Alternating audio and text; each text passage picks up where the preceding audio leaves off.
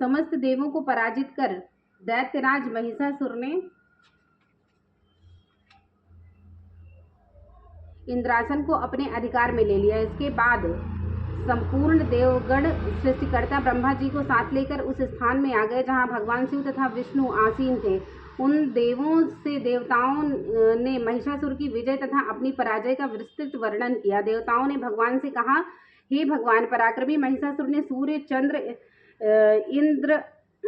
चंद्र अग्नि वायु इंद्र यम वरुण तथा अन्य सभी देवताओं से उनके अधिकार स्वयं छीनकर स्वयं ही सबों पर आधिपत्य कर लिया है। उस परमात्मा महिषासुर ने सभी देवों को स्वर्ग से निकालकर बाहर निकाल दिया है। अब वे निष्कासित देवगण भूतल पर मनुष्य के समान भटक रहे हैं। हम सब लोगों ने आपके समक्ष असुरों के दुराचार का सारा वृतांत निवेदित कर दिया है। हम सब देवगण आपके शरणापन्न हुए हैं। आप कृपा करके उस अपराजेय दानव के नाश की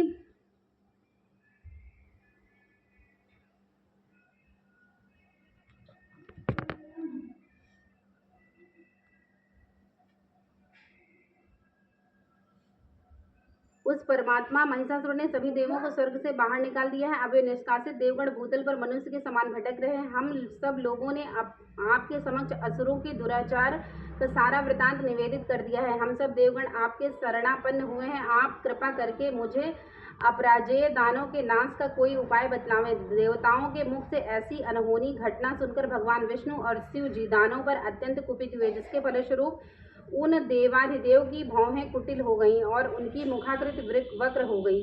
तब अत्यंत क्रोधाविष्ट भगवान विष्णु के मुख से एक महान तेज का उदय हुआ। तदनंतर ब्रह्मा तथा शिव जी के शरीर से भी उसी प्रकार का तेज निकला। इसी प्रकार क्रमशः इंद्रादि देवों के शरीर से भी इसी प्रकार का तेज निर्गत हुआ। तत्पश्चात वे सभी तेजपुंज एक में मिलित हो गए। अब वह महान तेजपुंज ज्वलंत पर्वत के सदृश दिखाई पड़ने लगे। देवताओं ने देखा कि उससे दहकती हुई ज्वालाएं निकलकर दिग्दिगांतों में फैल रही हैं। संपूर्ण देवों के शरीर से निकला हुआ वह तेजपुंज अद्वितीय था। वह तेजपुंज संयुक्त रूप से एक नारी के रूप में बदल गया था और अपने प्रकाश से प्रकाशमान होकर त्रिभुवन में छा गया। भगवान शिव के शरीर से निर्गत तेज के द्वारा महामाया देवी के मुख से उत्पन्न हुई। यमराज के तेज द्वारा देवी के सिर के केस उत्पन्न हुए और भगवान विष्णु के तेज से उनकी भुजाओं का निर्माण हुआ। चंद्रमा के तेज से स्तनद्वय, इंद्र के तेज से कटी, वरुण के तेज से जांघ एवं पैरों की पिंडलियां और पृथ्वी के तेज से नितंब निर्मित हुआ। ब्रह्मा के द्वारा दोनों पैर तथा सूर्य की उंगलियों का प्रकाट्य हुआ।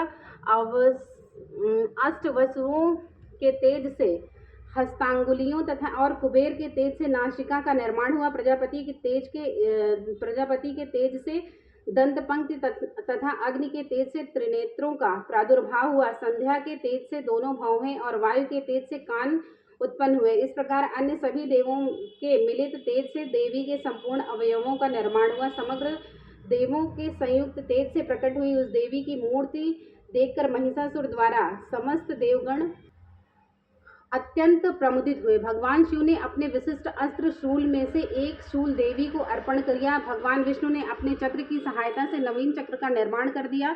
वरुण देव ने शंख, अग्निदेव ने शक्ति, वायु ने धनुष बाण से पूरित 2 तरकस उन्हें प्रदान किए। देवराज इंद्र ने अपने वज्र द्वारा निर्मित वैसा ही एक वज्र तथा ऐरावत हाथी से एक घंटा उतारकर अर्पित किया।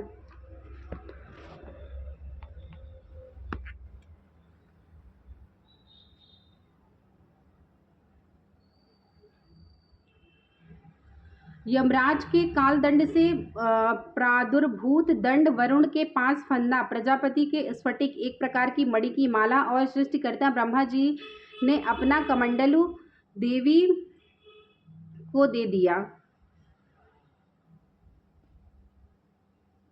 सूर्यदेव ने अपनी संपूर्ण किरणों का तेज देवी के समस्त रोमकूपों में भर दिया। काल ने उन्हें अपनी दीप्यमान तलवार और ढाल दे दी। क्षीर सागर से उज्ज्वल हार, कभी मलिन न होने वाले 2 दिव्य वस्त्र, दिव्य चूड़ामणि, 2 कुंडल, कड़े, समुज्ज्वल अर्धचंद्र, भुजाओं में धारण करने का केयूर, बाहुओं में पहनने का एक प्राचीन आभूषण बाजूबंद अर्पित किया। दोनों चरणों में धारण करने के लिए निर्मल नुपुर पायजेब, गले की उत्तम हंसुली, सभी उंगलियों में पहनने के लिए रत्न जड़ित अंगूठियां प्रदान की। विश्वकर्मा ने देवी को अपना स्वच्छ परशु फरसा दे दिया। इसके साथ ही उन्होंने अनेक प्रकार के अस्त्र और अभेक्ष कवच बख्तर भी दिए। इस सभी अस्त्रों के अतिरिक्त उन्होंने मस्तक और वक्ष पर धारण करने के लिए सदैव हरी भरी रहने वाली कमलों की माला प्रदान की। सागर ने उन्हें सुंदर पद्म पुष्प दिया और हिमाचल पर्वत ने उनके वाहन के लिए सिंह तथा अनेक रत्नादि भेंट किए। धनाधिपति कुबेर देवी को मधुपूर्ण पात्र अर्पित किया। समस्त ब्रह्मांड के आधारभूत नागराज शेष ने अमूल्य मणियों से पूरित नागहार भेंट किया। इसी प्रकार सभी देवों ने अपने अस्त्र शस्त्र तथा रत्नादि अर्पित करके देवी की आवभगत की। इसके अनंतर देवी ने उच्च स्वर में अट्टहास करते हुए बारंबार गर्जन किया। उनके गुर गर्जन से संपूर्ण आकाश प्रकंपित हो गया। उस घोर गर्जन के फलस्वरूप भीषण ध्वनि फैल गई, जिससे त्रैलोक विक्षुब्ध हो उठा और सागर भी हिलोरे लेने लगा। भूमंडल में भूकंप उत्पन्न हो गया और सभी पर्वत अपने स्थान से डगमगा कर कांपने लगे। ऐसा देखकर देवों ने हर्षित होकर भवानी भगवती सिंह वाहिनी का जयनाद किया। तत्पश्चात ऋषियों ने भी देवी की स्तुति नतमस्तक होकर की। सारे विश्व को क्षुब्ध देखकर दानवों ने अपने संपूर्ण सेनाओं को कवचादि में सज्जित कर हाथों में आयुधों को लेकर घबराए हुए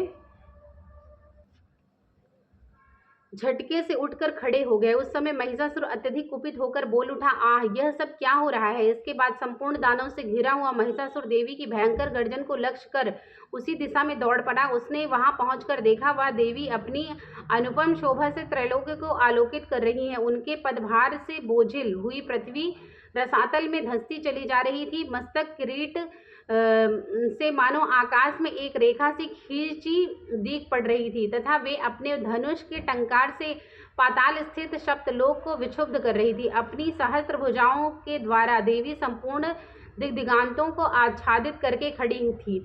इसके बाद ही दानवों के साथ देवी का भीषण युद्ध प्रारंभ हो गया। विविध प्रकार के अस्त्र शस्त्रों से समस्त दिशाएं चमक उठे। महिषासुर का चिक्षुर नामक सेनापति महान बलशाली दैत्य था। अब देवी के साथ उस महापराक्रमी दानव चिक्षुर का युद्ध होने लगा। दैत्यों की चतुरंगड़ी हाथी घोड़ा रथ और पैदल सेना लेकर चामर नामक असुर युद्ध भूमि में डट गया।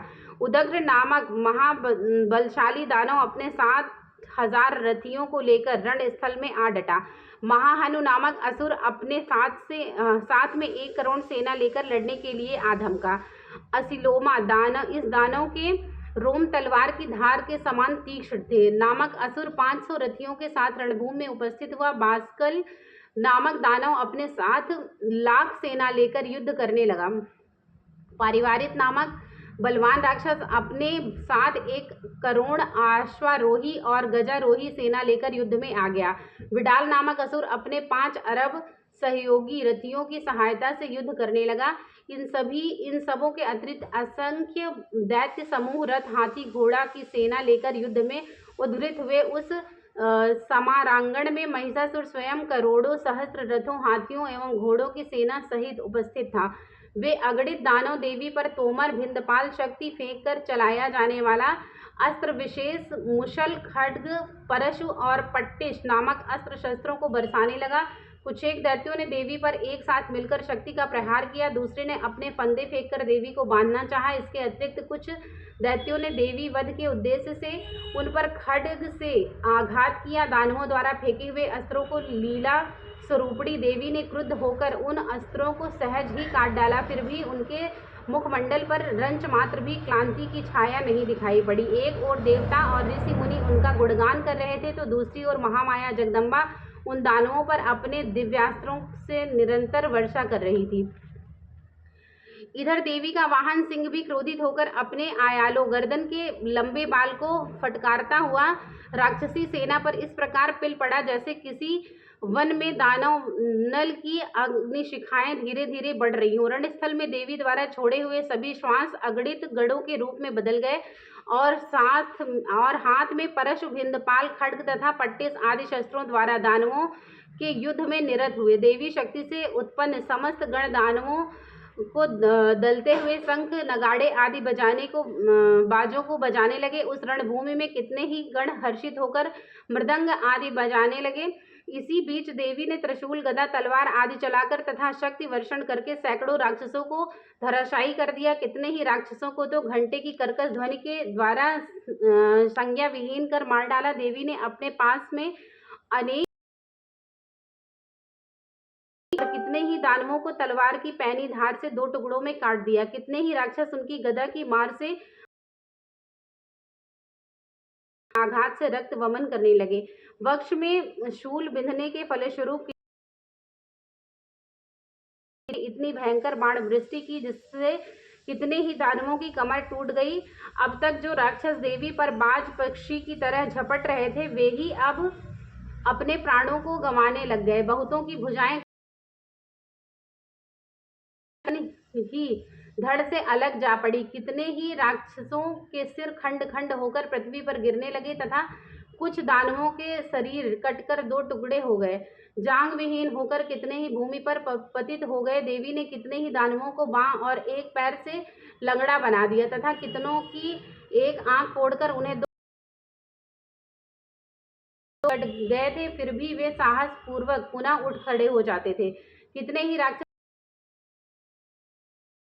लगते थे। जुझाऊ रणभूमि में वीरों का उत्साहवर्धन करने के लिए बजाया जाने राग पर कितने राक्षस मुंड विहीन धड़ नृत्य करने लगते थे। राक्षसों के कटे हुए धड़ स्थल में दौड़ते हुए और कितने ही राक्षस ठहरो ठहरो शब्द करते हुए देवी को युद्ध की चुनौती दे रहे थे। जिस स्थान पर यह भीषण रथ हाथी, घोड़े और दानवों की लाशों से पट गई थी, जिससे वहां भारी संख्या में दैत्यों का वध होने से तथा हाथियों और घोड़ों के शरीर से इतना अधिक रक्तपात हुआ कि क्षण मात्र में ही वहां की भूमि पर खून की नदियां प्रवाहित होने लगी। जिस प्रकार ऋण समूह और काष्ठ राशि को प्रज्वलित अग्नि कुछ ही देर में जलाकर भस्म कर देती है, उसी प्रकार जगदम्बा जगत जननी ने भी क्षण भर में दानवों की उस विशाल सेना का संहार कर डाला। देवी वाहन सिंह भी अपने आयालों को द्रुतगति से फटकारता हुआ घोर गर्जन उत्पन्न कर रहा था। कितने ही दानवों के प्राण उस सिंह की गर्जना से मानो निकले जा रहे थे। उस दानवों के साथ ही देवी के गणों ने इतना भीषण युद्ध किया जिससे प्रसन्न होकर आकाश भी स्थित देवगण उन पर फूलों की वर्षा करने लगे। इस प्रकार दूसरा अध्याय समाप्त हुआ।